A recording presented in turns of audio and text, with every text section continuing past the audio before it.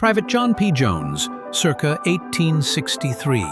This is Private John P. Jones, a Union soldier captured forever in 1863. His eyes are young, but hardened by the war that changed a generation. Corporal Lorenzo D. Immel, 1863.